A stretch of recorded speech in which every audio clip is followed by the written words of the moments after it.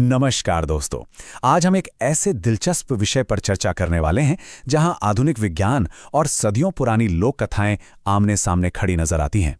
हम बात कर रहे हैं बीरमपुर के रहस्य की। ये सिर्फ कोई सुनी सुनाई कहानी नहीं है, बल्कि एक ऐसा उलझा हुआ चक्रव्यूह है जिसमें 400 साल पुराने राज दफन हैं।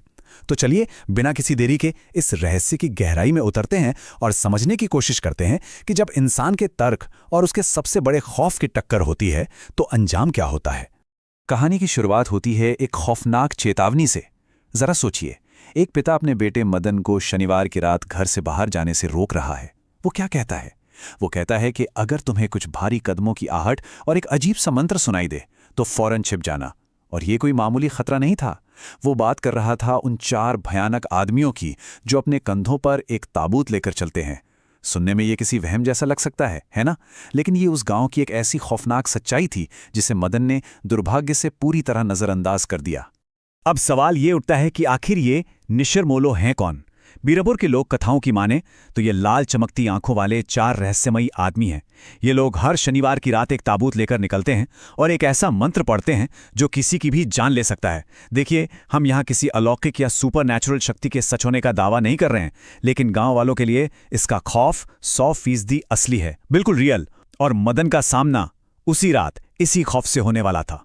उस रात मदन के साथ असल में जो हुआ वो सच में रोंगटे खड़े कर देने वाला है। होता क्या है कि वो अपने पिता की बात अनसुनी कर देता है। जैसे ही वो जंगल के रास्ते पर आगे बढ़ता है, उसे भारी कदमों की आहट आती है और फिर सुनाई देता है वो मंत्र, बम बम बश। वो बुरी तरह डर कर झाड़ियों में छिपने की कोशिश करता है, लेकिन वो पकड़ा जाता है। अगली सुबह जब उसका पिता उसे ढूंढते हुए वहां पहुंचता है तो मदन एक बरगद के पेड़ के पास मिलता है। वो जिंदा तो था, लेकिन खौफ के मारे पूरी तरह से लकवाग्रस्त हो चुका था। मानो उसने कोई ऐसी भयानक चीज देख ली हो जिसकी हम और आप कल्पना भी नहीं कर सकते। अब इस पूरी घटना में जो बात सबसे ज्यादा हैरान करने वाली है वो है इसका टाइमलाइन। ये घटना सिर्फ एक कालखंड की नहीं है, इसकी जड़ें जुड़ी हैं पूरे 400 साल पहले के राजा सूरजभान के शासनकाल से। फिर ये कहानी दशकों पहले मदन के उस खौफनाक अनुभव तक आती है और फिर अचानक छलांग लगाकर सीधे आज के वर्तमान युग में पहुंच जाती है, दिल्ली की एक हाई-टेक विज्ञान प्रयोगशाला में। है ना कमाल की बात? चलिए देखते हैं कि ये सदियों पुराना अतीत आज के मॉडर्न साइंस के साथ आखिर कैसे जुड़ता है। इस पूरी इन्वेस्टिगेशन के केंद्र में एक बहुत ही खास चीज है, मृत्युंजय अमृत।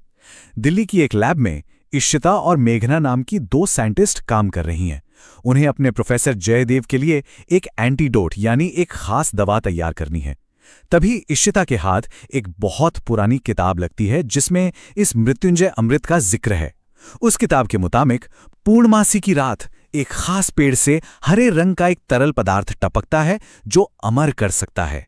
यही वो पॉइंट है जहां विज्ञान और पुरानी दंत कथाएं आपस में मिल जाती हैं और दोनों लड़कियां इस रहस्य को सुलझाने के लिए निकल पड़ती हैं। लेकिन बीरपुर गांव जाने के पीछे इन दोनों लड़कियों के इरादे बिल्कुल अलग अलग हैं। एक तरफ इशिता है जिसका मकसद एकदम क्रिस्टल क्लियर और साइंटिफिक है, उसे वो एंटीडोट बनाना है, बात खत्म। लेकिन दूसरी तरफ है मेघना, जिसका एक बहुत ही पर्सनल और छिपा हुआ मकसद है। दरअसल उस पुरानी किताब में मेघना ने एक ऐसे पेड़ की तस्वीर देखी थी जो उसे हर रात डरावने सपनों में दिखाई देता है। एक ऐसा भयानक सपना जिसमें हरे रंग का पानी टपक रहा है और एक विशालकाय पक्षी उस पर हमला कर रहा है। मेघना का ये पर्सनल कनेक्शन इस पूरी कहानी को एक बहुत ही रहस्यमयी मोड़ दे देता है। अब सोचिए, जैसे ही ये दोनों लड़कियां अपनी रिसर्च का बहाना लेकर बीरपुर पहुंचती हैं, माहौल एकदम से बदल जाता है। ये कोई साधारण सा गांव नहीं है, ये एक ऐसी जगह है जहां उनके लॉजिकल और साइंटिफिक दिमाग का सीधा सामना सदियों पुराने अंधविश्वास और दहशत से होने वाला है।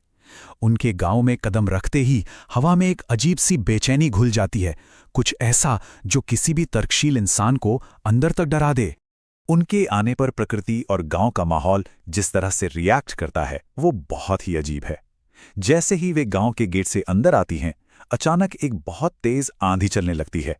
एकदम से मौसम सर्द हो जाता है और सूरज काले बादलों के पीछे छिप जाता है। और सिर्फ इतना ही नहीं, गांव के मंदिर और मुखिया की पत्नी ठुकुराइन की पूजा घर का पवित्र दीपक अचानक से बुझ जाता है। उधर गांव के पुजारी को आसमान में काले साए मंडराते हुए दिखाई देते हैं। ये सारे के सारे बेहद अशुभ संकेत थे, जैसे ये साफ साफ बता रहे हों कि इन बाहरी लोगों के आने से कुछ ऐसा जाग गया है जिसे सोया ही रहना चाहिए था। इसी भारी टेंशन के बीच उनकी मुलाकात होती है मुखिया के बेटे अनुज से। अनुज थोड़ा शक के साथ उनसे सीधा पूछता है, भला हमारे इस बेवकूफ गांव में आपको क्या मिल सकता है? वो शुरू में इन लड़कियों की शहरी रिसर्च का खूब मजाक उड़ाता है, लेकिन बातों बातों में जब उसे भनक लगती है कि ये दोनों 400 साल पुराने उस बंद राजमहल में दिलचस्पी ले रही हैं, तो वही अनुज उनकी मदद करने को तैयार हो जाता है। वो कहता है कि ठीक है, रात के 12 बजे मैं तुम्हें छुपकर उस प्रतिबंधित महल के अंदर ले जाऊंगा। यहां से हमारा घटनाक्रम एक बहुत ही थ्रिलिंग मोड़ लेता है। आधी रात का वक्त है और दो अलग अलग जगहों पर एक साथ कुछ बहुत भयानक हो रहा है। एक तरफ घने जंगल में दो जुआरी संपत और कप्ता पत्ते खेल रहे हैं और ठीक उसी समय दूसरी तरफ मेघना, इशिता और अनुज एक खिड़की के जरिए उस पुराने राजमहल में घुसने की कोशिश कर रहे हैं। अब ध्यान दीजिएगा, जैसे ही जंगल में निशेर मोलो का वो जानलेवा मंत्र बम बम बश गूंजना शुरू होता है, बिल्कुल उसी पल राजमहल के अंदर किसी अदृश्य सैनिक के भारी जूतों की आवाज गूंजने लगती है। ये दोनों घटनाएं एक साथ होना कोई इत्तेफाक नहीं था, बल्कि इशारा था कि पूरा गांव एक साथ किसी बहुत बड़े खतरे में घिर चुका है। चलिए महल के अंदर चलते हैं और देखते हैं वहां क्या हो रहा है। सबसे अजीब बात यह थी कि 400 साल पुराने इस महल में मेघना जिंदगी में पहली बार आई थी, लेकिन फिर भी उसे महल का एक एक कोना जाना पहचाना लग रहा था। क्या ये उसका कोई पूर्व जन्म था?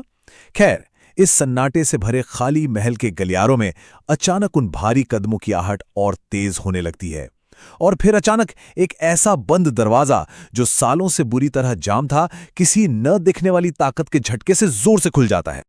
और ठीक उसी वक्त वो किंवदंती जो दशकों से खामोश थी, पूरी तरह जाग उठती है। बम बम बश, बम बम बश। ये खौफनाक आवाज एक तेज आंधी के साथ पूरे गांव को अपनी चपेट में ले लेती है। पुजारी हो या गांव का मुखिया, हर इंसान अपने घर के अंदर डर से कांप रहा है। उधर जंगल में जुआ खेल रहे संपत और कप्ता की हालत तो और भी खराब है। तेज हवाओं के बीच लाल चमकती आंखों वाले वो चार भयानक आदमी यानी निशिर मोलो अपना वो मनहूस ताबूत लेकर बिल्कुल उनके सामने आकर खड़े हो जाते हैं। अब हम इस पूरी घटना के सबसे खौफनाक हिस्से पर आते हैं। जैसे ही राजमहल में वो रहस्यमयी दरवाजा खुलता है और वो तीनों अंदर झांकते हैं, ठीक उसी पल जंगल में निशिर मोलो के कंधों पर रखा वो ताबूत खुल जाता है। और ताबूत खुलते ही संपत और काप्ता के मुंह से एक ऐसी चीख निकलती है जो खून जमा दे। वो चीख इतनी दर्दनाक थी कि उसने पूरे गांव का सन्नाटा चीर कर रख दिया। वो चीख इस बात का सबूत थी कि वहां कुछ बहुत बहुत भयानक घट चुका है। तो अब सवाल ये उठता है कि क्या हमारा आधुनिक विज्ञान इन अजीबोगरीब घटनाओं की कोई लॉजिकल व्याख्या कर पाएगा? आखिर ये निशिर मोलो हैं कौन? उस 400 साल पुराने राजमहल से मेघना का असल में क्या रिश्ता है? और क्या वो मृत्युंजय अमृत सच में इस दुनिया में एग्जिस्ट करता है? ये वो सवाल हैं जो हमें ये सोचने पर मजबूर कर देते हैं कि विज्ञान की हदें कहाँ खत्म होती हैं और अज्ञात शक्तियों की दुनिया कहाँ से शुरू होती है।